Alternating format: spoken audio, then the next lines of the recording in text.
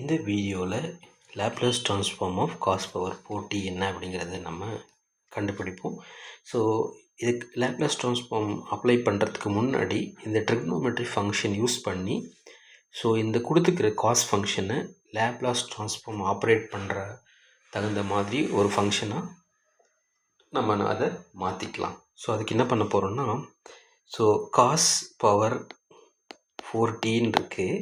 இதை நான் எப்படி எழுத போகிறேன்னா, cos square t into square அப்படின்னு பவர் ஸ்கொயர் அப்படின்னு எழுதிக்கிறேன். ஸோ அடுத்தது என்ன பண்ண போகிறோன்னு பார்த்தீங்கன்னா, காஸ் இருக்கு இல்லையா, இப்போது என்கிட்ட காஸ் ஸ்கொயர் டின்னு ஒரு ஃபங்க்ஷன் இருந்துச்சுன்னா, காஸ் ஃபங்க்ஷன் அதை வந்து 1 + ஓகேவா காஸ் 2t/2ன்னு என்னால் எழுத முடியும். சரியா?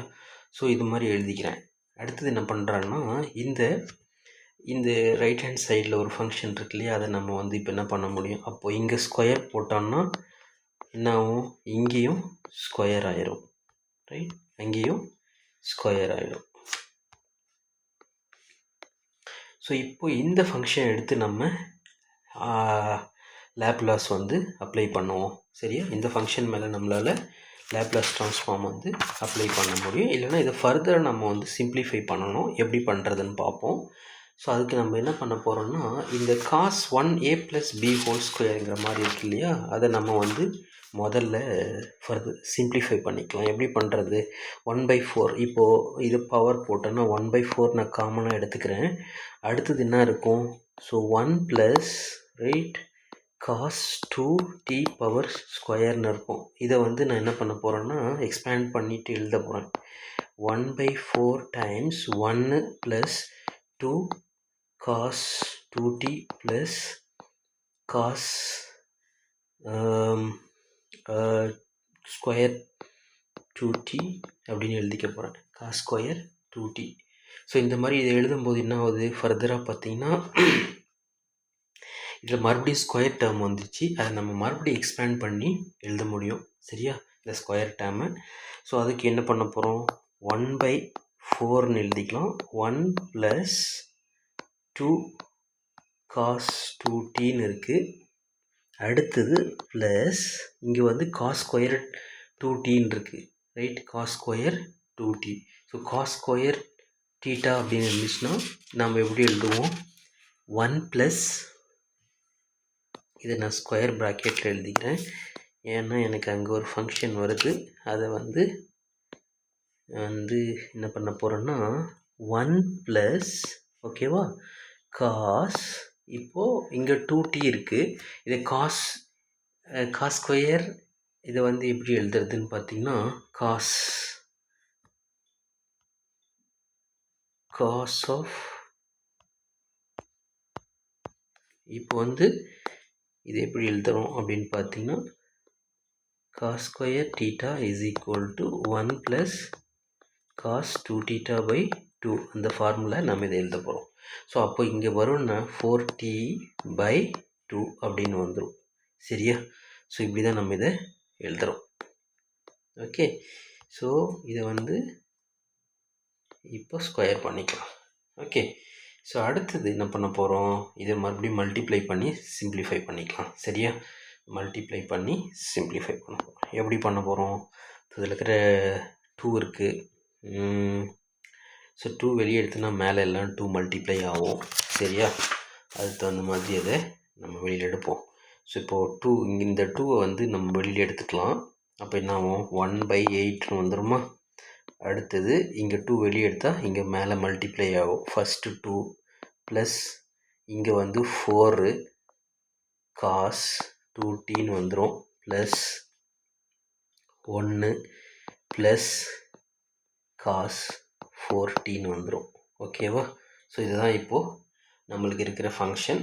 இந்த ஃபங்க்ஷன் மேலே தான் நம்ம இப்போது லேப்லாஸ் அப்ளை பண்ண போகிறோம். ஸோ இந்த லேப்லாஸ் அப்ளை பண்ணால் நம்மளுக்கு என்ன வருது அப்படிங்கிறத பார்ப்போம். சரியா? ஸோ இப்போ வந்து இது என்ன அப்படின்னு பார்த்தீங்கன்னா, நம்மளுக்கு இருக்கிறது, ஸோ இங்கே பாருங்கள், காஸ் ஸ்கொயர் 2tங்கிறது தான் நம்ம இப்போ இப்படி எழுதியிருக்கோம்.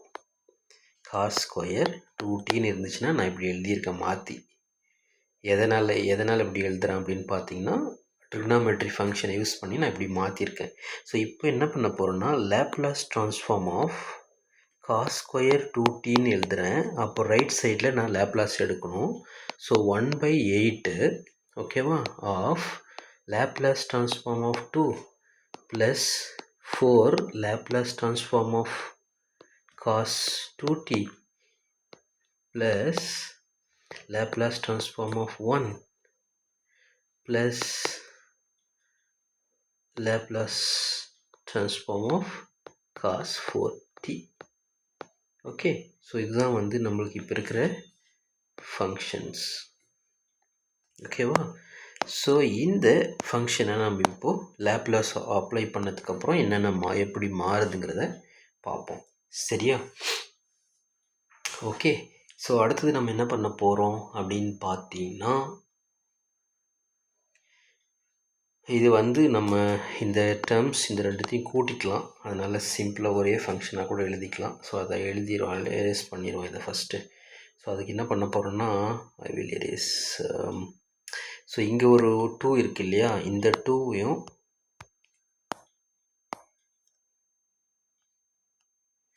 இந்த 2வையும் இந்த 1ஐயும் நான் ஆட் பண்ணுறேன். அப்போ என்ன வருது, எனக்கு 3ன்னு வந்துடும்.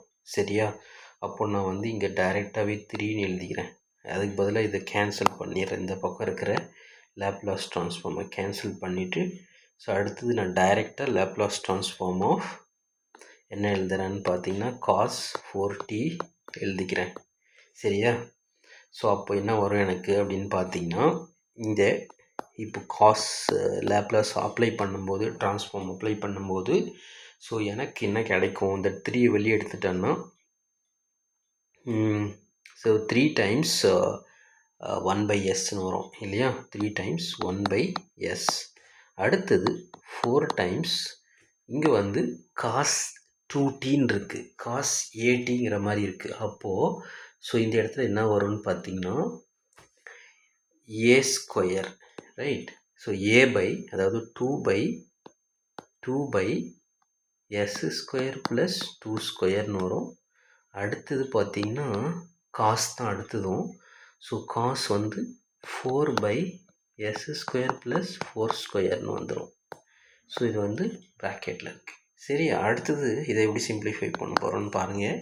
So simply 1/8 into s 3/s, இங்கே பார்த்திங்கன்னா ப்ளஸ் 8/s ஸ்கொயர் ப்ளஸ் 4, இங்கே பார்த்திங்கன்னா ப்ளஸ் 4/s ஸ்கொயர் ப்ளஸ் 16. ஓகேவா? s square by 16. இதுதான் வந்து Laplace transform of cos 4t.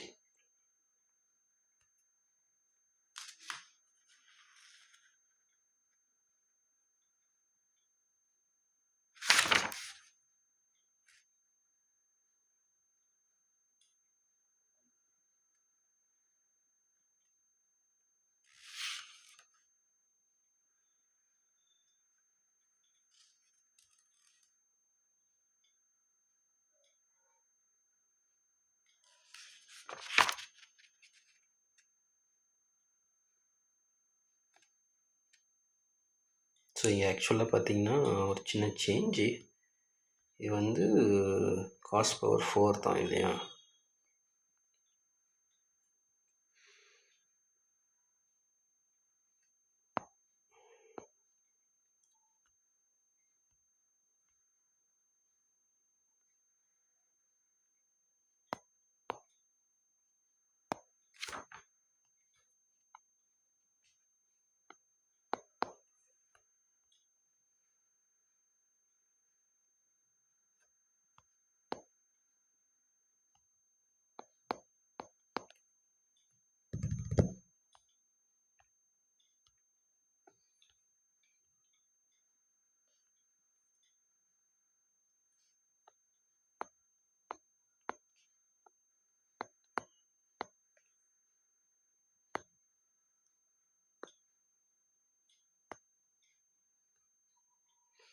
ஓகேவா? ஸோ இதுதான் வந்து cos power 40. So this is how we have to solve these problems.